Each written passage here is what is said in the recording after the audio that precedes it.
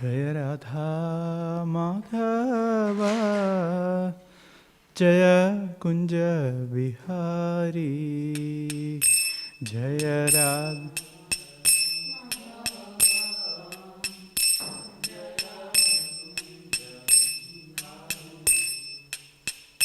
Jaya Radha Madhava Jaya Kunja Bihari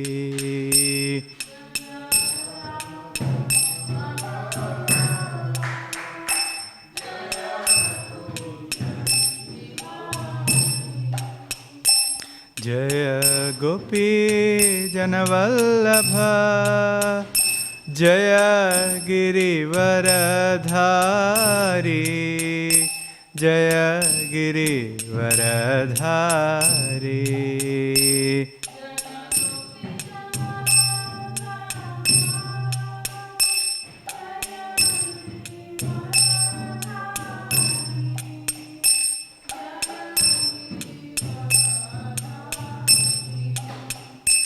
Jaya Gopi Janavallabha Jaya Girivaradhari Jaya Girivaradhari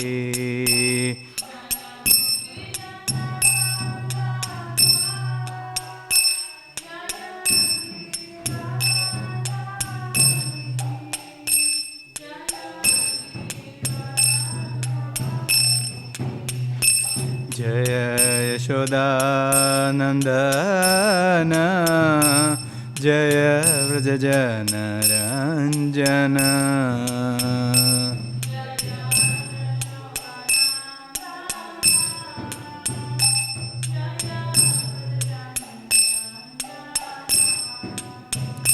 Jaya Yashodanandana Jaya Vrajajana Ranjana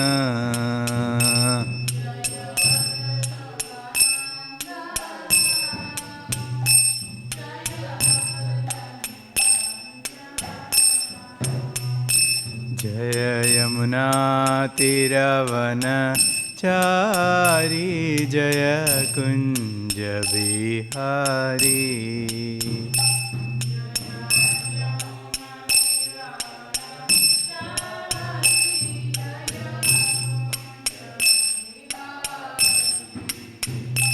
Jaya Yamuna Tiravana Chari Jaya Kunja Bihari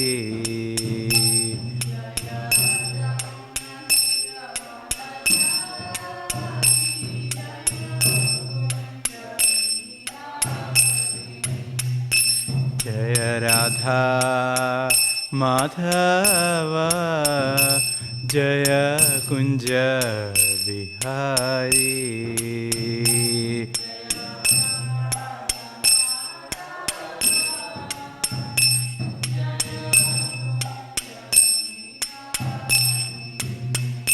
Jaya Radha Madhava Jaya Kunja Bihari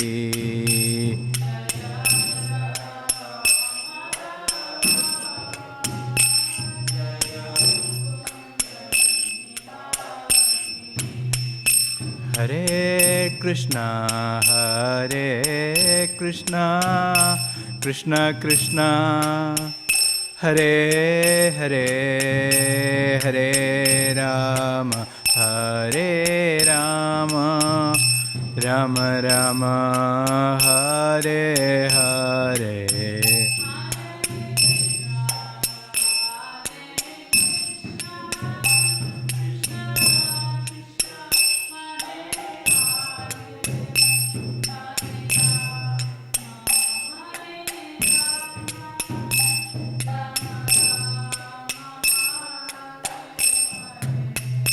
Hare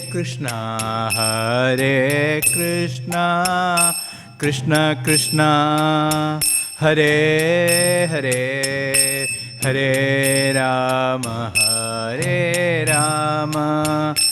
Rama Rama Hare Hare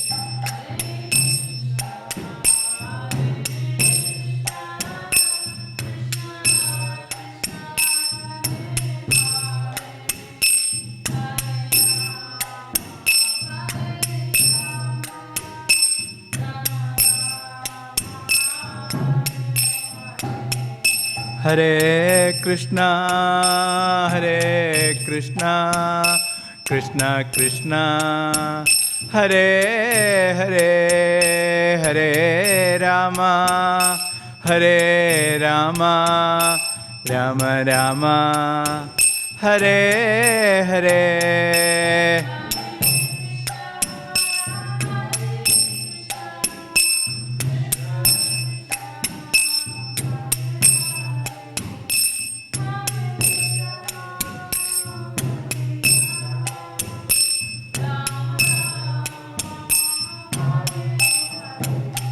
Hare Krishna, Hare Krishna, Krishna Krishna, Hare Hare, Hare Rama, Hare Rama, Rama Rama, Hare Hare.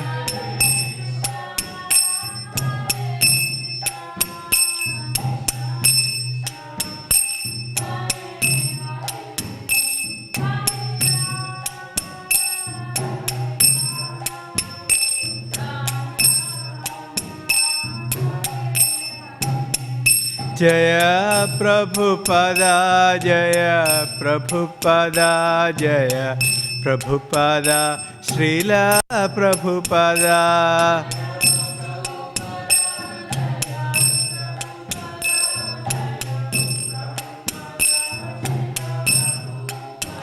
Jaya Jaya Prabhupada, Prabhupada, Prabhupada, Jai Jai Prabhupada.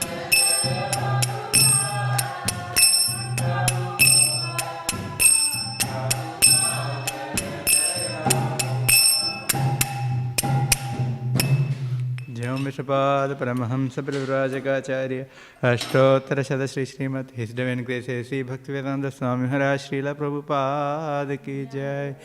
Jai Vishnupada Paramahamsa Prabhupada Ashtottara Shada Shri Śrīmad Bhakti Siddhanta Sri Thakur Maharaj Srila Prabhupada Ki Jai. Ananda Kodi Vaishnava Vrinda Ki Jai. Namacharya Srila Haridas Thakur Ki Jai. प्रेम से कहो जय श्री कृष्ण चैतन्य प्रभु नित्यानंद श्री अद्वैत गदाधर श्रीवासादि गौर भक्त वृंद की जय. ग्रंथराज श्रीमद् भागवतम की जय. निताय गौर प्रेमानंदे. All glories to assembled devotees, all glories to assembled devotees, all glories to assembled devotees, all glories to Shri Guru Gauranga, all glories to Srila Prabhupada ki jai. Om Namo Bhagavate Vasudevaya. Om Namo Bhagavate Vasudevaya. Om Namo Bhagavate Vasudevaya. We are reading from Śrīmad Bhāgavatam, Canto 5, Chapter 24, entitled The Subterranean Heavenly Planets, verses 23 and 24.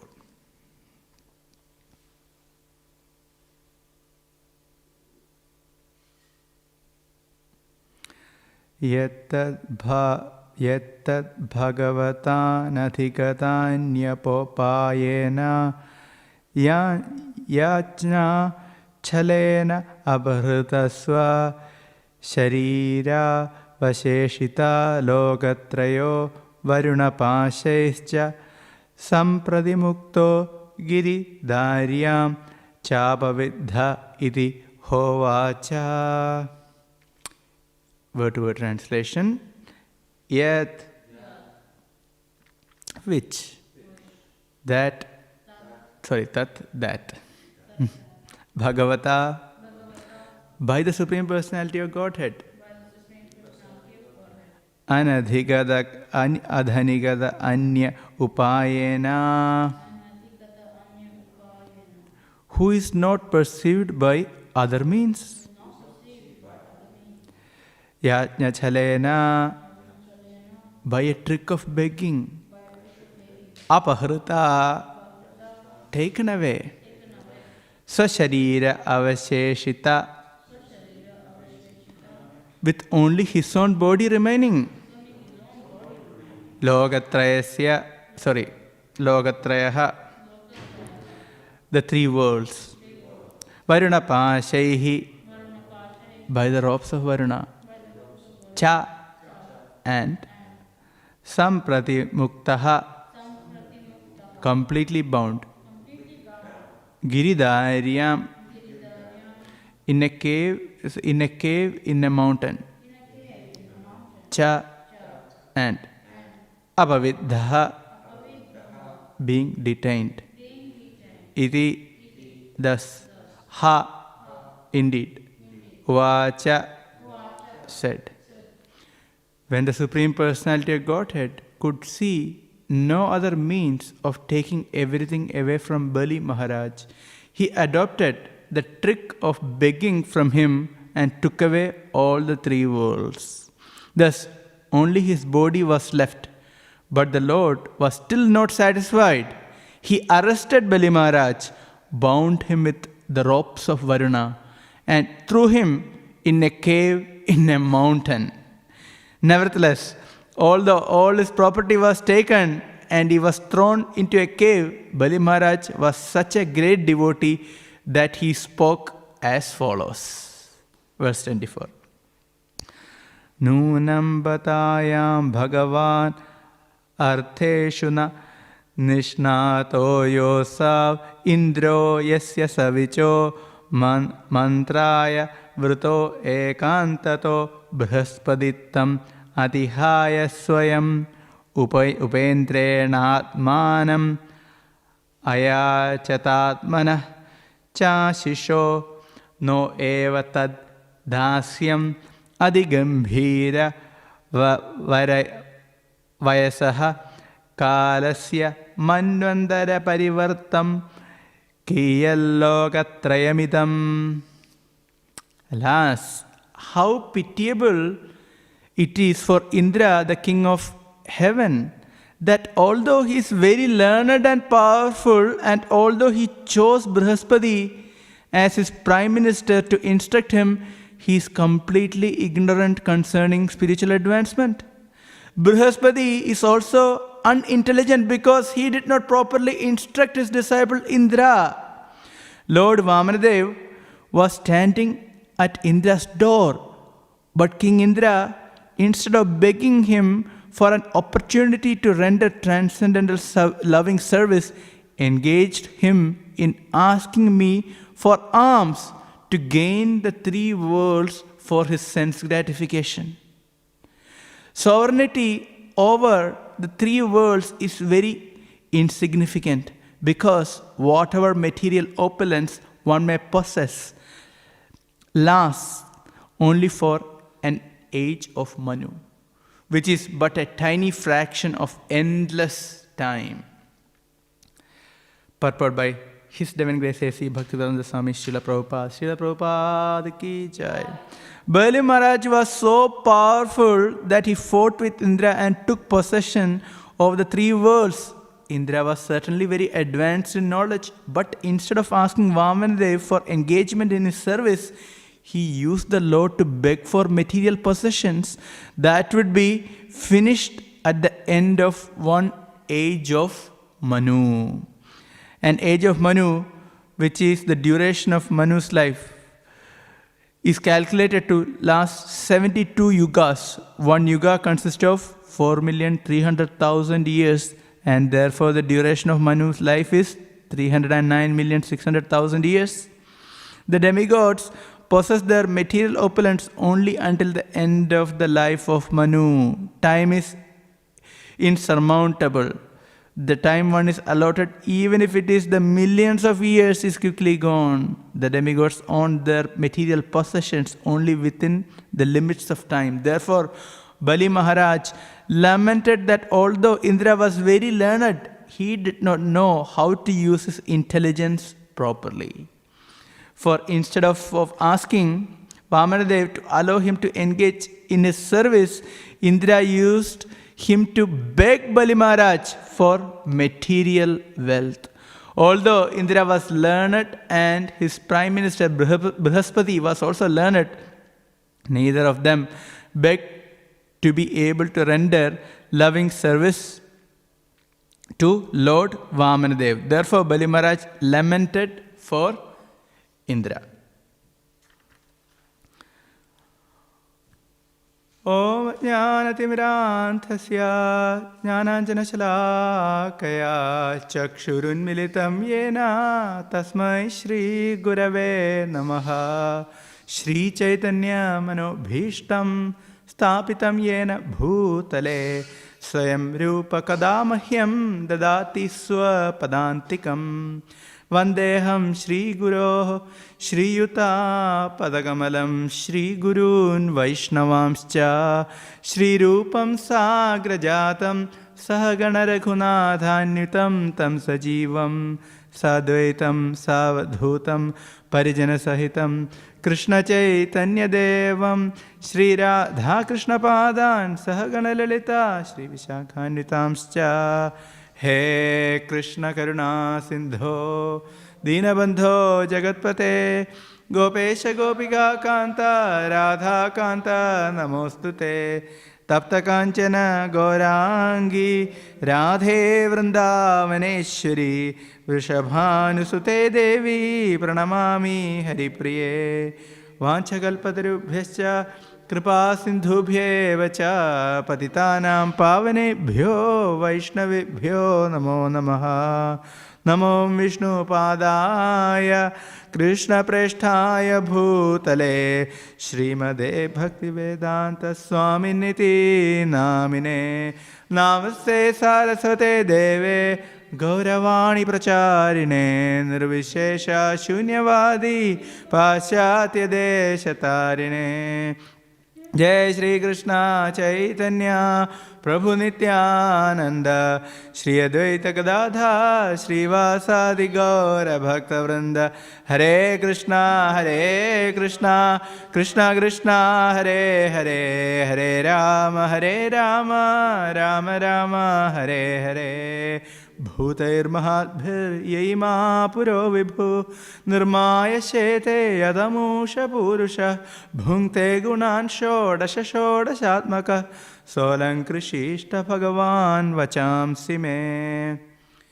Hare Krishna. Here we are visiting the pastime of Bali Maharaj. So we are in the 5th canto of Śrīmad Bhāgavatam, and here we have the description of subterranean heavenly planets, Bilasarga, and in that we are approaching Sutala, or we are in Sutala, Atala, Vitala, Sutala. There are many subterranean planets, and the resident of Sutala Loka is none other than Bali Maharaj, and that's why here we can learn from the realization of Bali Maharaj, and this pastime will be elaborately described in the 8th canto of Śrīmad Bhāgavatam in multiple chapters. So we will go through this pastime and take some lessons, and also we'll learn from these verses with what feeling Bali Maharaj is speaking. We can try to see the depth of realizations of Bali Maharaj. So Bali Maharaj is telling the unintelligence of Indra and his teacher Brihaspati. So he is speaking because he is being very objectively critical of the demand and the desires of Indra and his spiritual master. The reason is Bali Maharaj has actually gone through the entire life, being the king, usurping the kingdom of Indra. And then he had completely surrendered unto the Supreme Lord. So from that realized platform, Bali Maharaj speaks. In that way, this is very significant. In Bali Maharaj's pastime, which is described in the 8th canto, we can see that Vamanadev appears in front of Bali Maharaj asking for charity. So Vamanadev, as a dwarf Brahmana boy, as a brahmachari, walks into the assembly of Bali Maharaj, who was always engaged in performing sacrifices. Why was he performing sacrifices? Because he was intelligent that upon usurping the kingdom of Indra, the heavenly planets, he knew that to maintain the heavenly planet, to maintain the sovereignty over the heavenly planets, he needs piety.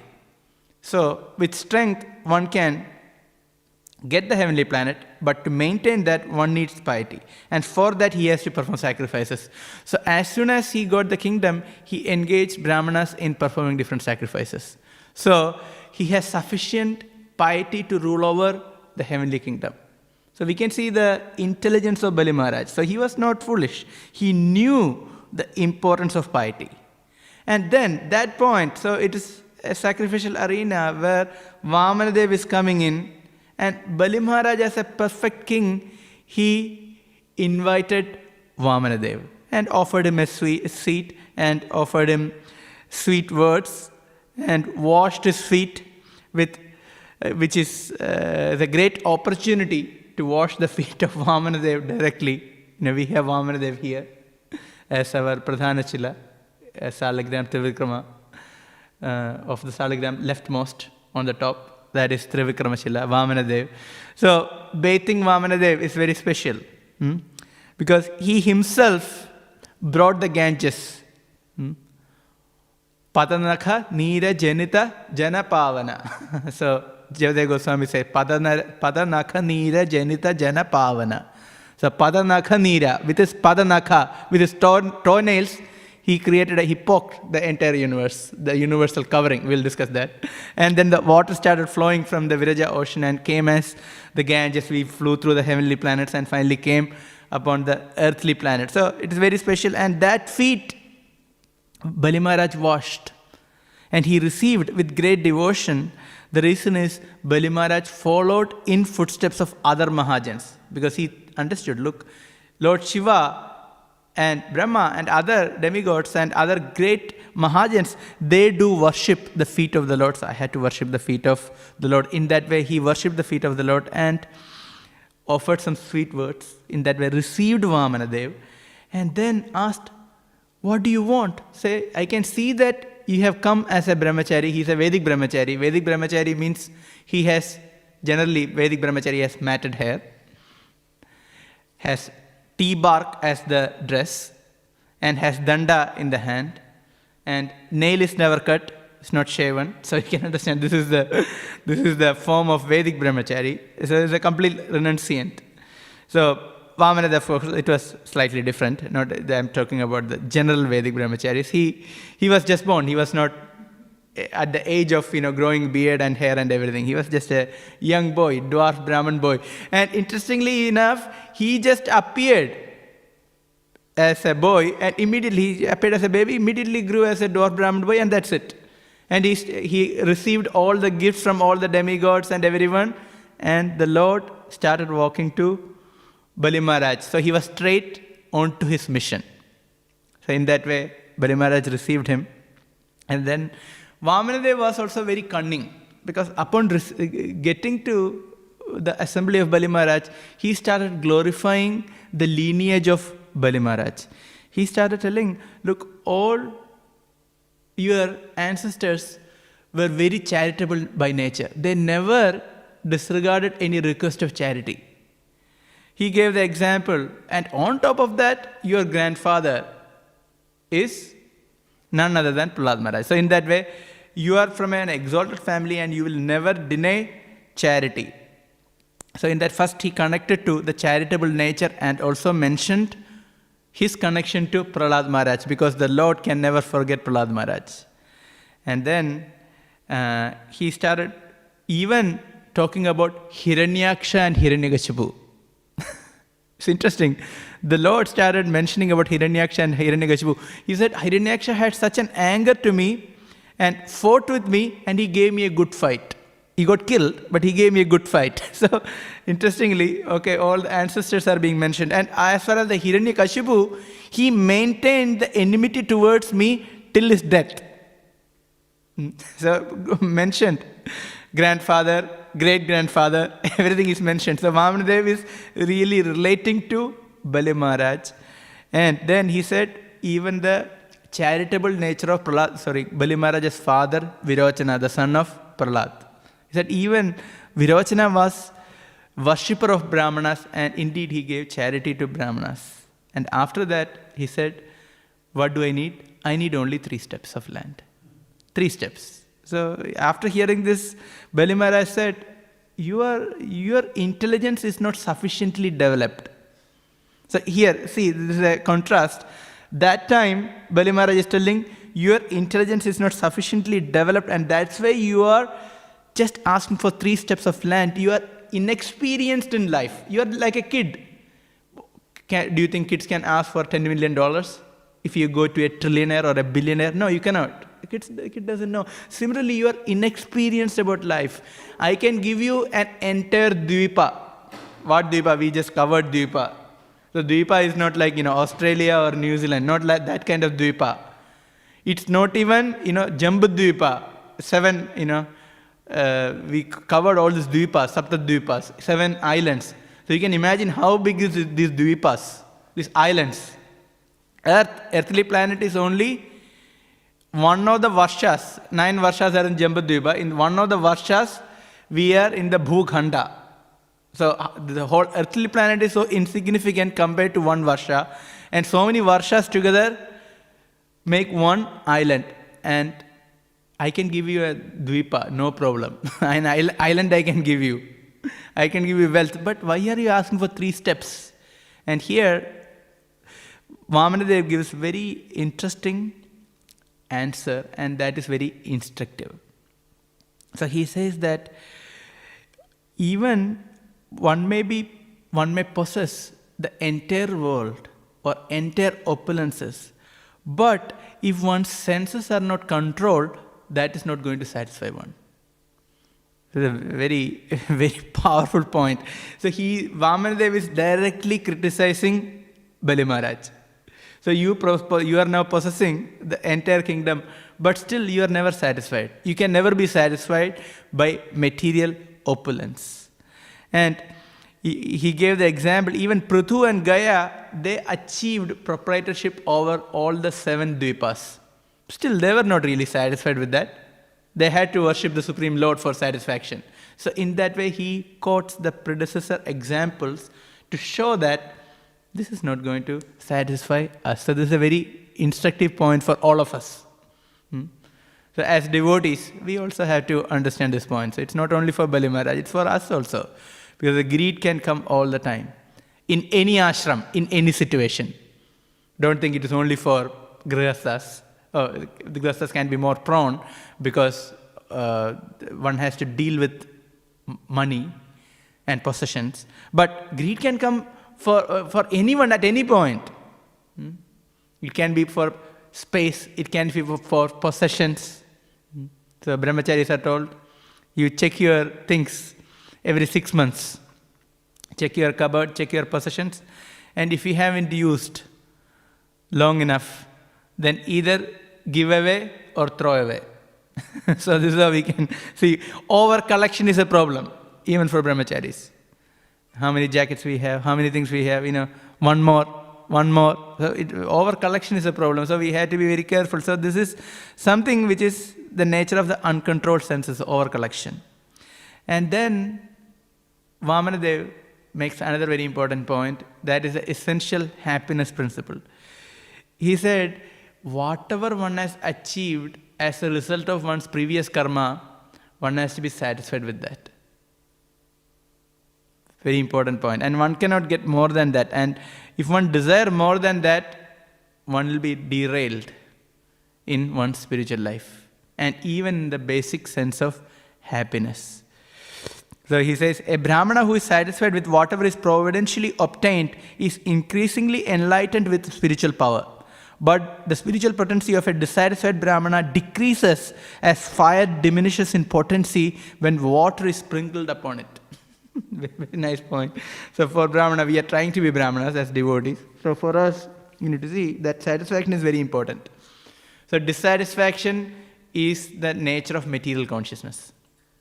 In our life, if we feel dissatisfied, we have to understand that is the nature of material consciousness. So hearing all this, who is next to Bali Maharaj?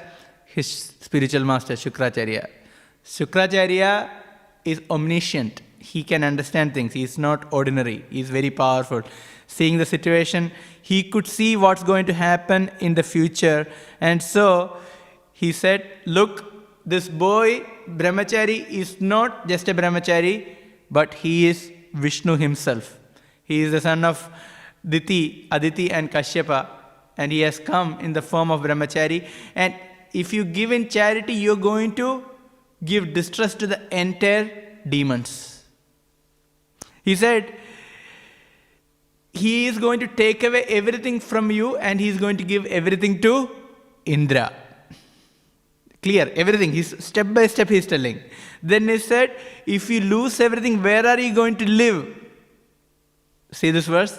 He has put in the cave, mountain cave, tied with the rope of Varuna, and he was bereft of everything. Same thing. He's telling, where are you going to live? You don't have any possessions. How will you survive? And then he asked, if you give three steps, first he is going to take 2 steps, and after that, where are you going to give your 3rd step? See, Śrīcārya is very intelligent. He understood what's going to happen. And he said, if you give charity, you go to hell. He hasn't cursed. He said, if you give charity, you will go to hell. Step by step, he said.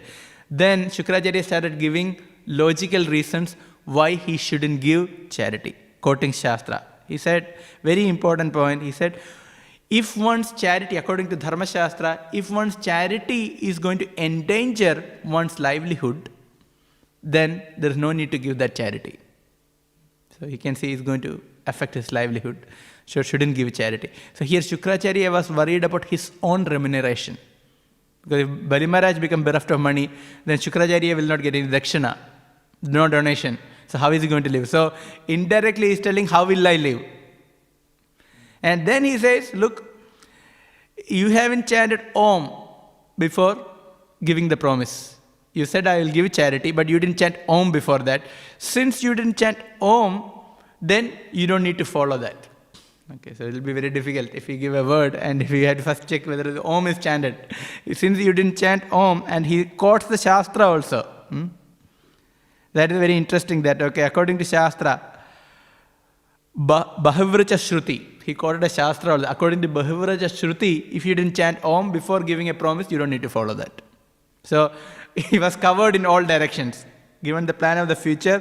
And now, according to Shastra, how he shouldn't give charity to Vamanadev. So he said, it is therefore safe to say no.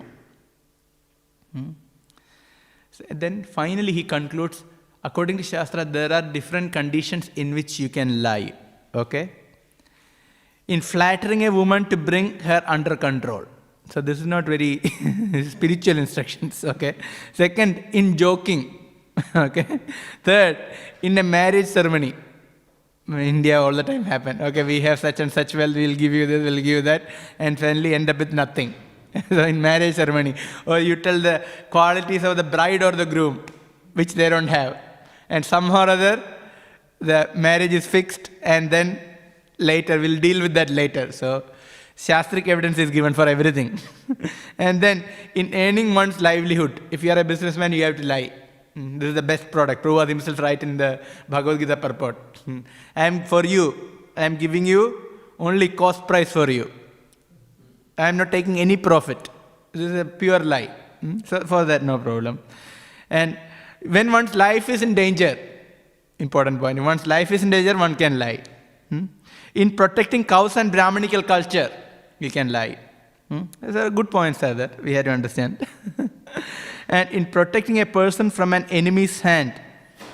Okay. So like that. So there are conditions in which you can lie. So Shukracharya enumerates one after another. But Bali Maharaj thinks, and he's a devotee. So he actually understands, if I fail to honor a promise that I have given to a brahmachari, that is the greatest sin. So I should never dishonor or lie to a brahmachari. So that's the first thing he considers. Second, if someone is lying, even Mother Earth cannot tolerate. So we know that is the last limb of dharma. That is truthfulness. So if one lies, even Mother Earth cannot tolerate. And he said, doing this, I will go to hell just by lying. And so, even this boy is Vamanadev, is Lord Vishnu himself, but it doesn't really matter. I will give him in charity. Let everything go. Doesn't matter. I will give in charity. So, and he considered that the great devotees have given in charity, and considering their example, considering the example of different Mahajans, I will definitely give in charity. And so for that, he wanted to do Achaman for the Lord. And Vindhyavali, his wife is very intelligent. Vindhyavali is very intelligent. She comes and she himself bring golden pot of water to wash the feet of the Lord and ready to give charity.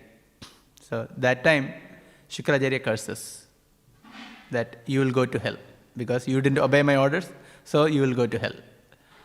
So he got the curse also in this point. So we had to understand that there will be always many Shukracharyas in our life. When we are taking up Krishna consciousness, in different stages of our life, there will be many people who are going to dissuade us from our progress. And we had to be mindful about it.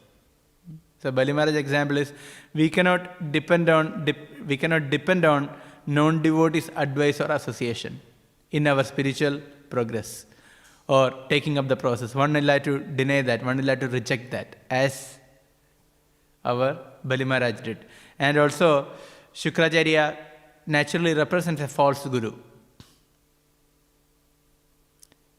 Many people say, we already have a family guru. So many people, when they take up to Krishna consciousness, especially from India, they say, no, we already have a guru. Then we need to give them the understanding that, are they really Krishna conscious gurus? I have already taken Diksha, so can I take again Diksha, initiation? The point is yes, because if they are not a guru from a bona fide Vaishnava Sampradaya, then that initiation in itself is not bona fide. So one can reject that and one can take the real initiation. On the other side, if one has been already initiated in a Vaishnava Sampradaya, then one shouldn't take again reinitiation from another Vaishnava Sampradaya. That is not accepted. So it is a very important point, because we are respecting all Vaishnava Sampradayas. Even Prabhupada didn't do that. I remember the Maharaj who departed, Krishnadas Maharaj, when he met Srila Prabhupada in London, he was already initiated by a Madhva Guru from Madhva Sampradaya, bona fide Sampradaya, because we are also coming from the Madhva line. So Prabhupada said, okay, I will not reinitiate you, but I can give you sannyas. Because it is proper to give sannyas, but not reinitiation. Prabhupada didn't do that. So it's very important to understand. Even before, acharyas like Baladev Vidyabhushan. Baladev Vidyabhushan was already a sannyasi. And he was a Madhva sannyasi. And very, very greatly learned person. And when he was in Jagannath Puri, he came to know about the teachings of Lord Chaitanya. And then he started thinking, these teachings can never be found anywhere else. And the ecstasies which are demonstrated by Lord Chaitanya and his followers are unparalleled. And how can I get it? He was thinking like that. And later he was instructed by a disciple of Rasikananda Prabhu. When he was thinking like that, then he came to the conclusion that we are actually in the same line, because we are all coming in the Madhva line. So there is nothing wrong in accepting Shiksha. So he did accept shiksha, but not reinitiation. So this is a very important point that we have to understand when it comes to initiation. And then now coming to the point, at the same time we had to be very careful about materialistic association and materialistic guides who can influence us in a very bad fashion. They will tell, look, you are going through such and such trouble because you are a devotee.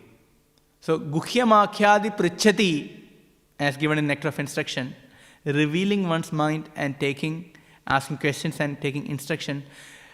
This process is restricted only among devotees. One should never reveal one's heart to non-devotees. This is a very important point. Especially if one is going through difficulties, one should never reveal one's heart to non-devotees. Because as soon as you are revealing your heart, you are opening up, the door is open. Then you are in a position to accept and getting influenced by material consciousness. So one has to be very careful who we are taking guidance from. And to extend it further, as devotees, we had to be very careful who we take guidance from in a very, not in a broader perspective, but in a very specific way. The reason is, we cannot just take guidance from any devotees. So if you want to take guidance, we need a relation. Okay, generally one can get instruction from any devotees, but at the same time, when we are revealing the heart and when we are taking upon us important instructions, then it is very important that we take guidance from a devotee who knows us. Very important. Sometimes there are tendencies, some devotees don't want to take guidance from local devotees. Or even sannyasis, or who are regularly visiting, who you have the relationship. Some devotees think, such and such problems I don't want to reveal to anyone here. Rather, I will reveal to a visiting devotee, can be a guru, can be a senior devotee, may not be a very senior devotee, a visiting person and wants to take guidance. And that meeting will be for the first time. So one has to be very careful. The reason is, if you want to take very close, intimate instructions, then the person who is giving us the instruction should know us full. Otherwise it's very difficult. It is a practical experience. So that's why important decisions we had to get from someone who knows, who can actually understand us fully. That become very potent, very powerful. Otherwise, it may not work out very well. That also, if we are giving some instructions to someone, we need to know them quite well. Then we can give proper instructions. Of course, anyone can give instruction to some degree, but to be very effective, we need to know the person.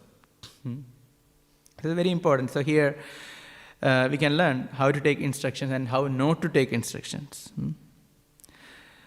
Of course, this episode passed. Now Bali Maharaj got cursed, and the Lord became Trivikrama, three great steps. So his body became huge, and first 2 steps he covered the entire world. So that's where, when the second step he raised to the sky, it covered all the upper planetary systems, and then finally pierced the universal covering. And that's where the Ganges waters started flowing. Padanakha Neera Janita Janapavana, that is purifying this water. And thus, whatever Shukracharya told came true. Jhalayasi Vikramane Balimadbhuda Vamana. He came actually Chalayasi. Chalayasi means you cheated. Vikramane, you cheated. Who? Vamanadev cheated. Bali Maharaj. Adbhuda Vamana. Wonderful Vamana form. Padanakhanira Janita Janapavana Keshava Dhrita Vamana Rupa Jaya Jagadisha Hare. So this is by Jayadev Goswami in Gita Govinda. So in that way, the Lord cheated. And then he asked, what did he ask? It's not a cheating, it's a transcendental cheating, so that he can give all the mercy. So now Vamanadev asked, okay, where am I going to place the third step? So Bali Maharaj said, he was started thinking, I don't have anything to give. But he was so truthful that he considered that always the possessor is greater than the possessions. So I can give myself to the Lord. So that he said, okay, you can place your feet on my head. So in that way, Bali Maharaj completely surrendered. But at the same time, he couldn't actually give the land. The 3 steps. He couldn't give the land. He gave himself, but he couldn't give the land. And so the Lord, what did Lord do? He said, okay, I'm going to arrest you. I'm going to punish you. So he punished. He got, the Varuna came with his pasha, his rope. He was tied. And what is mentioned here? Thus only his body was left, but the Lord was still not satisfied. He arrested Bali Maharaj, bound him with the ropes of Varuna, and threw him in a cave in a mountain. Think about it. Bali Maharaj was thrown in a mountain cave. Nevertheless, although all his property was taken and he was thrown into a cave, Bali Maharaj was such a great devotee that he spoke as follows. So he is telling, look, Indra, you got the opportunity to serve the lotus feet of the Lord, but you didn't do that. He realized. Rather, you asked for material opulence. You sent the Supreme Lord as a beggar to me to get the entire world in charity. This is foolishness. And not only you are foolish, but even Brihaspati is also foolish, even though he is considered the most intelligent. Brihaspati is considered the most intelligent. Since he did instruct Indra in devotion service, so he also didn't work on that platform, on the platform of intelligence. So here, Bali Maharaj is really making the point. And he's elaborating this point. See, the demigods are changed in every Manvantara. So here full calculation is also given. Every Manvantara, the demigods are changing. Prabhupada gives a calculation. So one Manvantara is 309,600,000 years. So this is one Manvantara. So how many think about, after this is beyond our imagination. So when it comes to million years, just forget it. Whether it is 1 million, 300 million, 1 billion, it's all the same. Even 1,000 is also, maybe 1,000, okay, we can say it's historic. So, but after something, it's all the same for us. We cannot even fathom what it is. Now it is said, even that period is insignificant. It is tiny. This is the point Bali Maharaj is speaking, because he had the opportunity. And he's still living in Sutala. He's still living in Sutala, and he's telling that is insignificant. So he's speaking from the realized platform. And I will read few verses after this. It's very interesting. So I thought there are wonderful instructive verses at the end of this pastime. And some of those I really like. So I thought I will read few of them to show how everyone is thinking after this incident. Okay, now according to this verse, Bali Maharaj is arrested. And then he speaks. Still, Indra, you are a fool. You haven't done the proper thing by not serving the Lord. Of course, we see this is a pastime. After this pastime, what will happen to Vamanadev? Of course, Vamanadev will go to Sutaloka. We'll discuss that. But not only that, Vamanadev is also present in another planet. Where? He is there with Indra as Upendra. So it's not that Indra has lost Vamanadev completely. So you can see the transcendental aspect. Even though Bali Maharaj is speaking this, yes, indeed, Indra didn't act on the pure devotional platform in one sense, but at the same time, Indra still has the opportunity to serve the Lord. And indeed, he serves Vamanadev as Upendra. So every planet has a worshipable deity.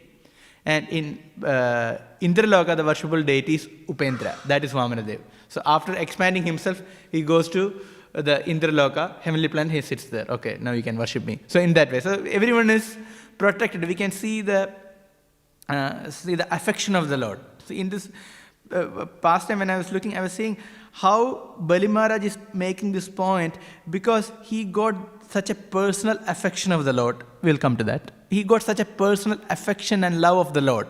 And from that platform, he can see how insignificant is material opulences. We'll come to that. So Bali Maharaj is arrested. Then who comes? Prahlad Maharaj arrives there. So Prahlad Maharaj is Bali Maharaj's grandfather, who had already warned Bali Maharaj, you are getting too much puffed up. He had to do something about it. So Prahlad Maharaj instructs at this point when Bali is bound and in front of everyone. That point, Prahlad Maharaj instructs Bali Maharaj, and very wonderful verse. Yaya hi vidwan abhimuhyateta stataka vichisto gatimatmano param tasmai namaste jagadishwaraya vai narayanayetya khilaloka sakshine. So this verse is interesting because for me in Melbourne temple, this is the first verse that I heard in a Bhagavatam class. So I came and I sat here. One day I just came in here to hear a Bhagavatam class, and this is the first verse that I heard. Yayahi vidwan api muhyate yata syatko vichisto gadimatmanam yatha tasmai namaste jagadishwaraya vai narayanayate akhilaloka sakshine. So I think that day Shwetadvi Prabhu was giving a Bhagavatam class. Some of you may know. He was here at one point as a brahmachari, then he got married, and he's in Murulamba, that Byron Bay, somewhere there in Queensland. So he was giving the class, and when I heard this verse, I was very impressed. Very impressed with this verse. So I will read the translation. Material opulence is so bewildering that it makes even a learned, self-controlled man forget to search for the goal of self-realization. But the Supreme Personality of Godhead, Narayan, the Lord of the universe, can see everything by his will. Therefore, I offer my respectful obeisances unto him. When I heard this verse, I was thinking, look, this is an amazing verse. Actually, indeed, I memorized that verse. Pretty much that day itself, I memorized that verse. Because I was very impressed. Material opulence is so bewildering that it makes even a learned, self-controlled man forget to search for the goal of self-realization. It can derail. So we will discuss about this point based on the upcoming instructive verses from other great personalities, including the Supreme Lord. Then let's hear from Vindhyavati, because she is the most intelligent lady. Sometimes wives are more intelligent than the husbands. Husband can go astray, but wife will tell do this. So wife has the right to chastise the husband. That's the duty of the wife. If husband is not devotionally going okay, it is the duty of the wife to correct and bring back. Vedic system is husband should follow guru. In that way, if the husband is completely under the shelter of the guru, then husband is considered guru, then wife should follow the husband because pati guru. But if it will happen, not all the time, but husband can go low in devotion service, then it is the duty of the wife to bring him back to devotion service. And many times we see in India, in preaching, first the wife becomes the devotees. So I have seen many preaching centers, they say only women are coming for the programs. And first they become devotees and slowly they grab their husbands. So this is an effective way of preaching. So here, Vindhyavati is like that. Vindhyavati is very intelligent. And she is telling in front of her husband, "Oh my Lord, you have created the entire universe for the enjoyment of your personal pastimes." Okay, it's telling to Vamanadev. "But foolish, unintelligent men have claimed proprietorship for material enjoyment." Very clear, evident in front of her husband and the Supreme Lord. Very bold. "Certainly they are shameless agnostics." Okay, you're getting heavy. "Falsely claiming proprietorship, they think they can give charity and enjoy." Bali Maharaj was trying to do that actually. Trying to create piety by charity and sacrifices. And in that way, I can enjoy materially. "In such a condition, what good can they do for you, who are the independent creator, maintainer, and annihilator of this universe?" Such a potent instruction from Vindhyavali. Amazing. And then let's hear from Brahma. Brahma is also very interesting. He's saying, "O will-wisher and master of all living entities, O worshipable deity of all the demigods, O all-pervading personality of Godhead, now this man has been sufficiently punished." So this has become an interplanetary affair. Not here, not on the earth. The heaven things are happening, and Brahma, everyone is there. All the demigods are present and the Supreme Lord is present. The Brahma is telling, enough of punishing him. See, tied, put him here in the cave. For you have taken everything. First of all, you have taken everything. This verse says here. He adopted the trick of begging from him and took away all the three worlds.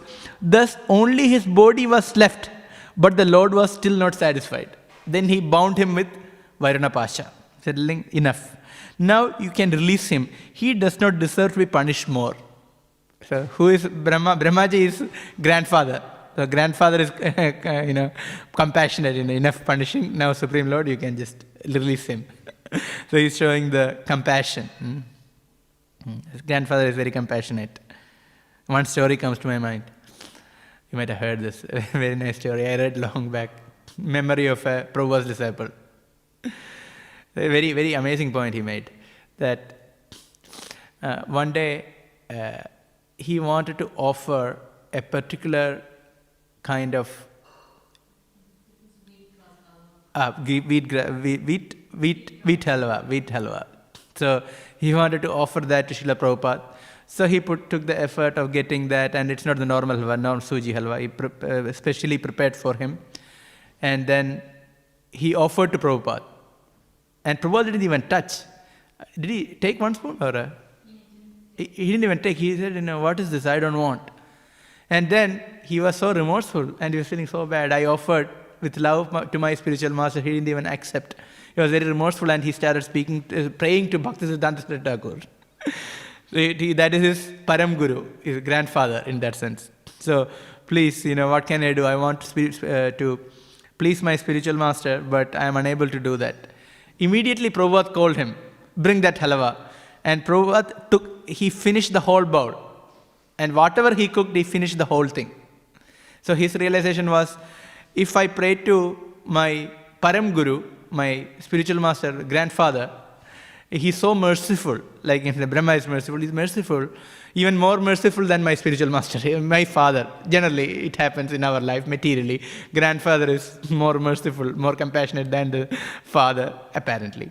So he was making the point. And then he made a very profound point. This disciple of Prabhupada, I forgot his name, he made a very profound point that now the current generation is grand disciples of Srila Prabhupada.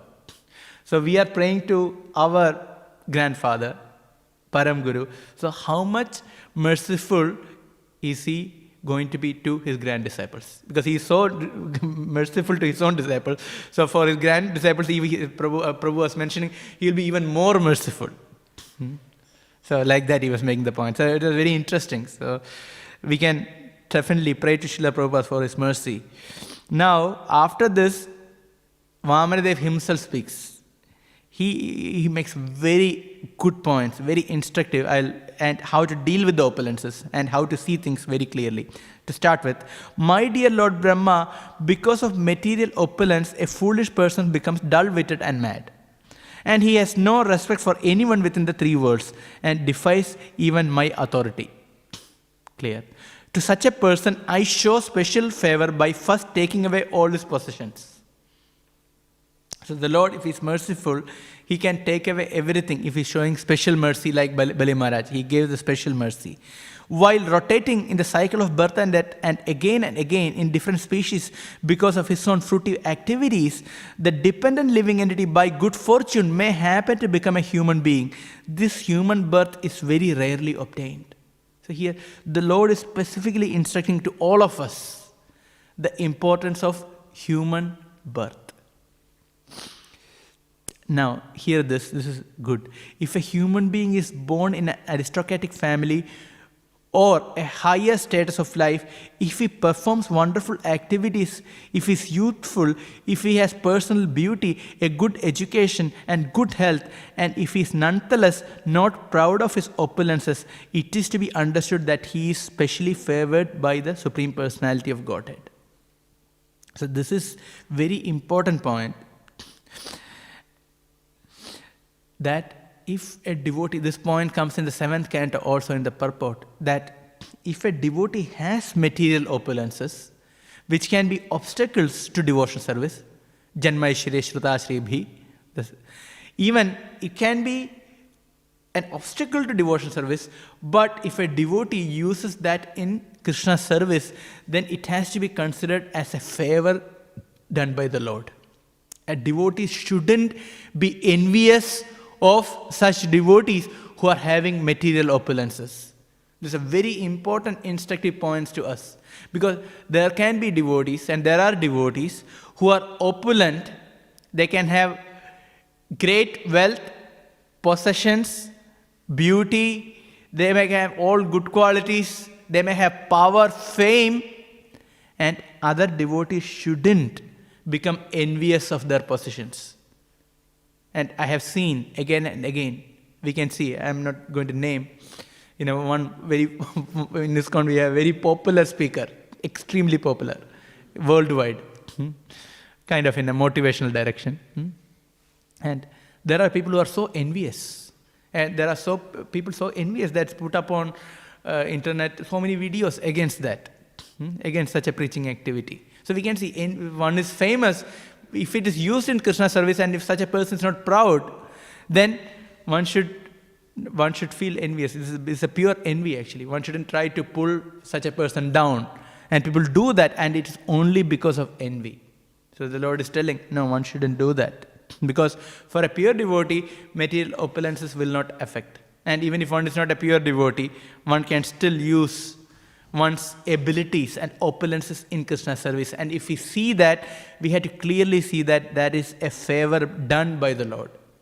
So that is not Maya. Prabhupada writes in the 7th canto purport, in the beginning verses of Prahlad Maharaj's prayers, that such opulences are not Maya. If a devotee is utilizing material opulences in Krishna service, that is not Maya, but that is a gift of Krishna.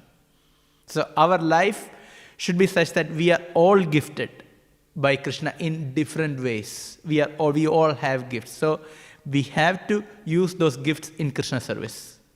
So first, don't neglect those gifts because we have that. Second, we shouldn't just not use it completely, but we should use it in Krishna service in the most proper way, according to the guidance of the devotees. And then the Lord showed him greatest affection, that you will ever be protected in the Sutala planet by my Sudarshan Chakra, and I will be near you and you can see me all the time. So Bali Maharaj's great keeper is now Vamanadev. So Bali Maharaj has the direct experience of love of the Lord. See? Where is material opulence? Okay, even just on a material scale, let's think. We can have some material possessions, small things, this or that. But if somebody is showing us love and affection, one is very easily moved by love and affection in comparison to just material opulences. If somebody is giving material opulences without any affection, will it be any good? Not really. One may get it. Will we feel something for that person? Not really. But the love and affection takes a higher role. And now this is on a material platform, but Bali Maharaj is experiencing this on the supreme most platform. And that's why he's telling, what have you done? He's asking Indra, what have you done by not asking mercy of service unto the Lord's lotus feet? So he's experiencing such an affection. So it is mentioned that the Lord is standing as a great keeper, and there are 4 gates to the Sutala planet, and Vamanadev wants to be there. Whenever his belly is coming out through the gate, he wants to be there. Who? Vamanadev, to show himself, I am here. And Vamanadev doesn't know which gate is he coming. So he is looking which gate he is coming. I want to be there when Bali Maharaj is coming. So this is a real Bhakta Vatsalya, love for his own devotee. So this is the potency of pure devotion service. Bhaktir Vashikaroti iti Sri Krishna Akarshani Mata. Nectar devotion. Bhakti Rasamrita Sindhu, one of the qualities of the pure devotion service is mentioned. What is that? Sri Krishna Akarshani Mata. Krutva Harim Prema Bhajam Priyavarga Samanyutam. Krutva Harim Prema Bhajam. The pure devotion service makes Krishna Prema Bhajam. Means one who is addicted to love. So, Krutva Harim Prema Bhajam Priyavarga Samanyutam. And not only Krishna, Krishna along with all the devotees will want to give audience and give mercy to such a devotee. So that's mentioned, Kritva Harim Prema Bhajam Priyavarga Samanitam. Whenever there is a Lord, all the devotees are also there. Bhaktir Vashikaroti iti Sri Krishna Agarshani Mata. So Bhakti is Vashikaroti, he attracts Lord and all his devotees. So that is the power of pure devotional service. And that is demonstrated by Bali Maharaj in his Atma Nivedanam. Complete surrender. So in the 9 Angas of Bhakti, that is the final process, which is Atma Nivedana, not caring for oneself. So one has been completely sold out to the Lord. That's it.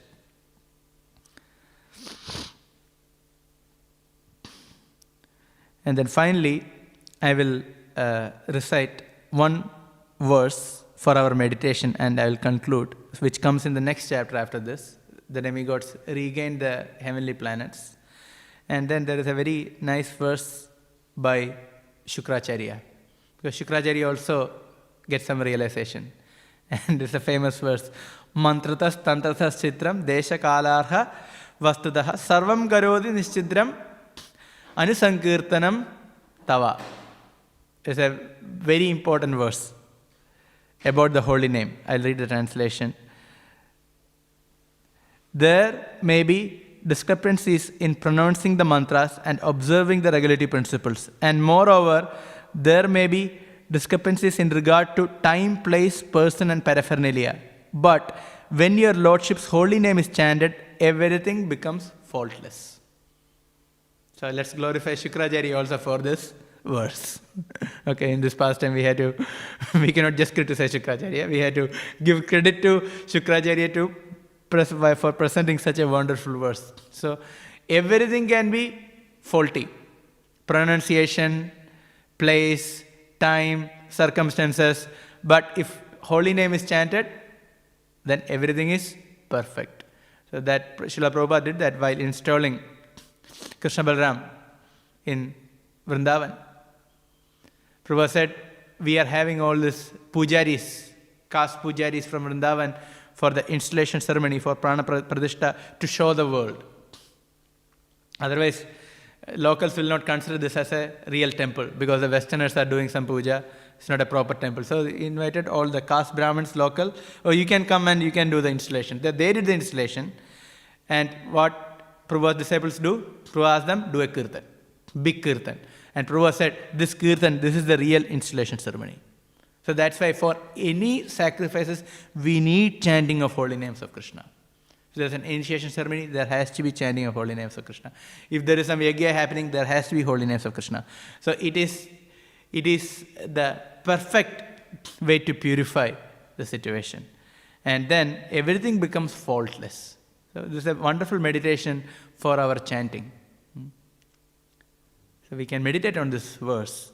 And we can see we have such a great opportunity to chant Krishna's names. And the process in itself is completely faultless. Okay, so I stop here and see if there are any questions or comments. Yes.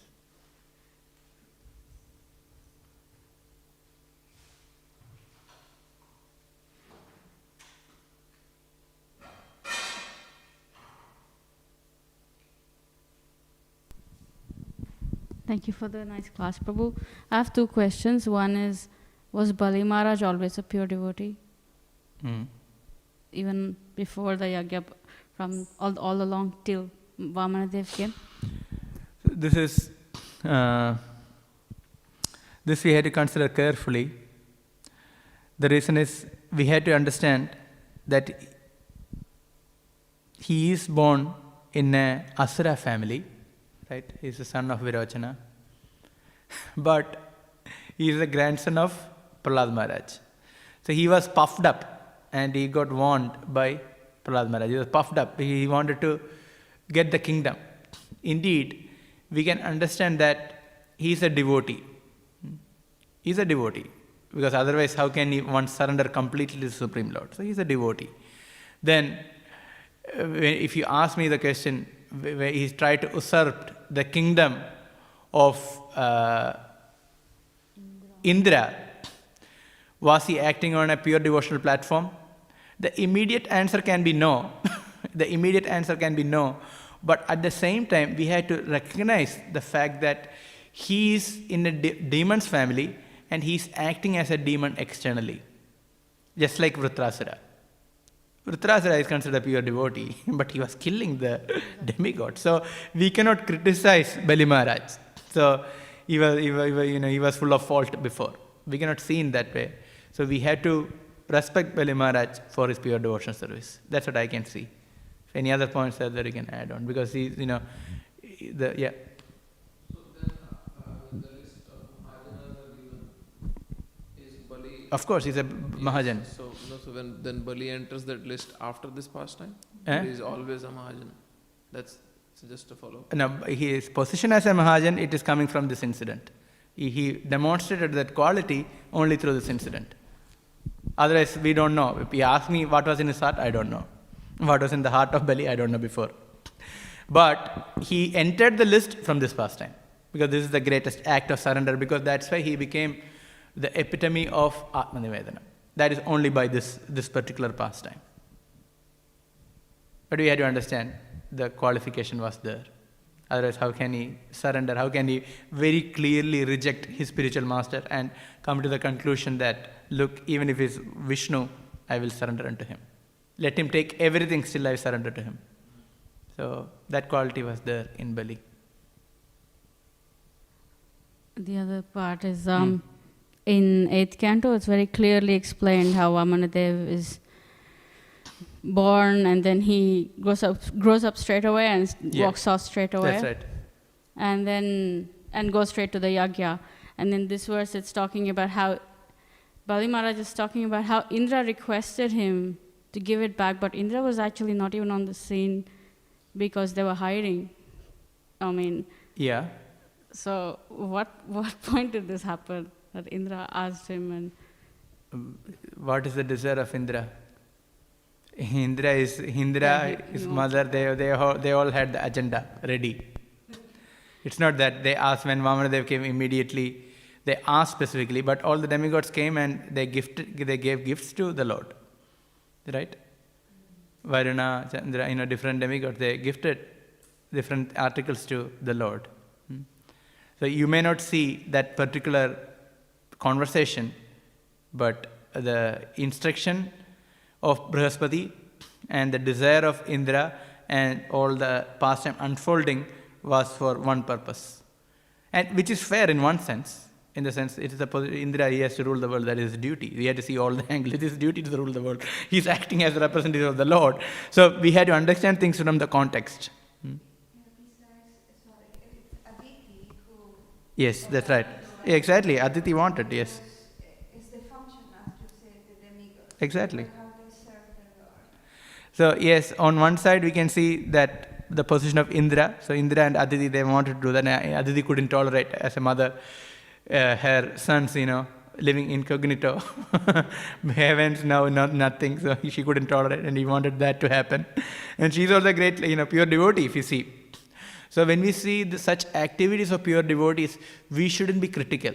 We shouldn't be critical of Bali Maharaj. We shouldn't be completely critical of Indra or Aditi. We have to see in a very balanced fashion. So when we see such kind of points, yes, Bali Maharaj is criticizing Indra, which is true. So that we have to accept the lesson from there, but we shouldn't be critical of Indra now onwards. Indra has done so many offenses, so I can disregard Indra, I can just make jokes about Indra. So it doesn't really work like that. Same with Bali Maharaj also. Bali Maharaj is a great personality. Don't forget that the next Indra will be Exactly, next Indra is going to be Bali Maharaj. So here so the Lord mentioned the special mercy. Bali Maharaj is a special personality. I read that translation, you remember? That if somebody becomes puffed up, then you can say here millions of people are puffed up. Is the Lord coming and taking everything? No. So Bali Maharaj is a great personality even from before. Otherwise, how can he be the grandson of Prahlad Maharaj? And Prahlad is seeing such a pure devotee in such a close proximity all the time and getting instructed and getting chastised is a big thing. So Bali Maharaj is a great personality, but he showed his surrender when the right opportunity came. And this opportunity was arranged by the Supreme Lord, by his mercy. Then he just acted as a devotee completely. Then he didn't go and fight. Okay, you want it? Okay, just go there. Like that. In the commentaries of Bhaktivedanta, Huh? Prabhupada said that Bali Maharaj is Huh. Kripa Siddha. It's a Kripa Siddha. His position is the Kripa Siddha because Prahlad Maharaj, the Lord itself. Yes.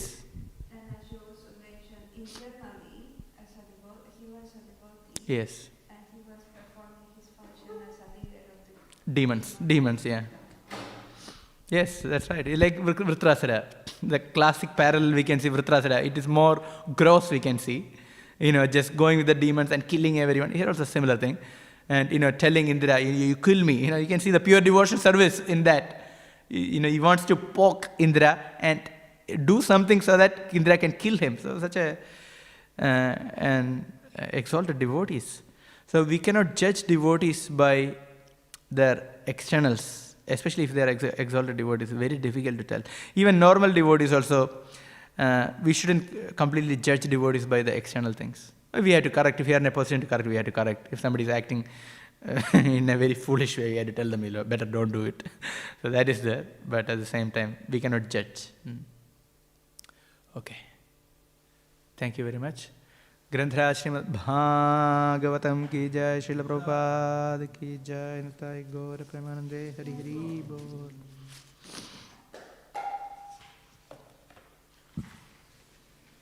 I have a question regarding the lying.